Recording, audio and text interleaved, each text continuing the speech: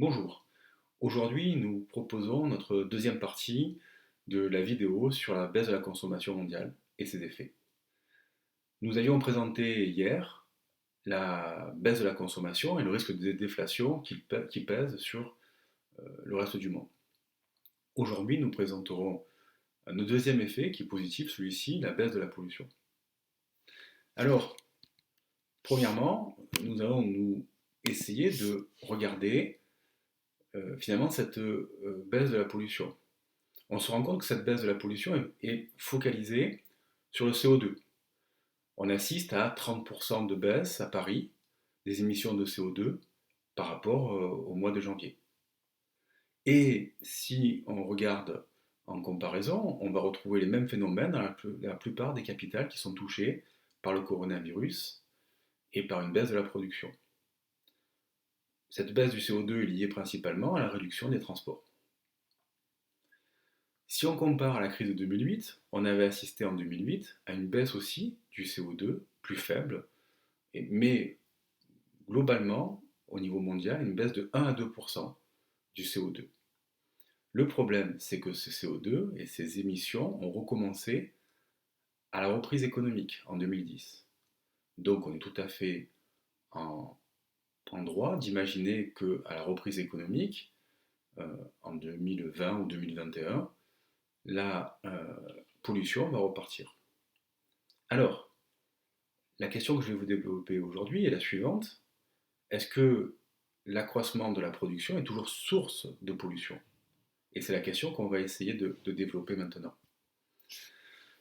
Deux auteurs ont répondu en proposant la courbe environnementale de Kuznets, qui rappelle la courbe environnementale de Kuznets, la courbe de Kuznets, qui était une relation entre PIB par habitant et inégalité. Et donc ils ont appelé cette courbe environnementale de Kuznets car elle reprend la même méthodologie. Regardons ensemble l'évolution. Quand le PIB augmente, la pollution augmente, mais à partir d'un certain niveau de PIB, donc de croissance, le seuil de pollution devrait stagner puis diminuer. Alors pourquoi? Comment cela peut-il s'expliquer? Mais d'abord parce que les pays qui sont dans des révolutions industrielles sont plus polluants, comme l'Angleterre et la France à leur époque, ou la Chine et l'Inde aujourd'hui, qui sont parmi les pays les plus polluants. Et puis, quand on arrive à un certain niveau de PIB par habitant, on peut imaginer que les habitants aient la possibilité de choisir leur mode de pollution et qu'il soit plus facile d'acheter une Tesla aujourd'hui en Suède que d'acheter une Tesla en Chine. Alors, pour autant, il faut critiquer cette courbe de deux manières. D'abord parce que cette courbe repose sur des mesures de CO2 et le CO2 n'est pas le seul élément de la pollution qui existe aujourd'hui. Deuxièmement, il y a une critique du modèle qui a été proposée par l'ONU depuis 2016, et finalement ces travaux qui datent du début des années 90 sont remis en question dans les faits. On réalise que l'accroissement du PIB ne génère plus pour les pays riches un abaissement finalement de la pollution, même pour le CO2.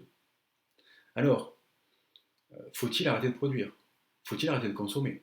Demain, devons-nous, à la reprise économique, rester confinés et arrêter la consommation?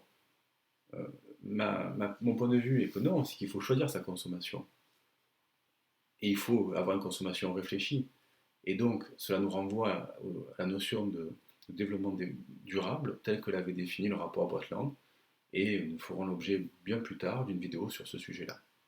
Je vous remercie et je vous invite demain à une troisième vidéo sur la baisse de la consommation et les relances possibles pour éviter une catastrophe financière sans précédent, une crise financière notamment.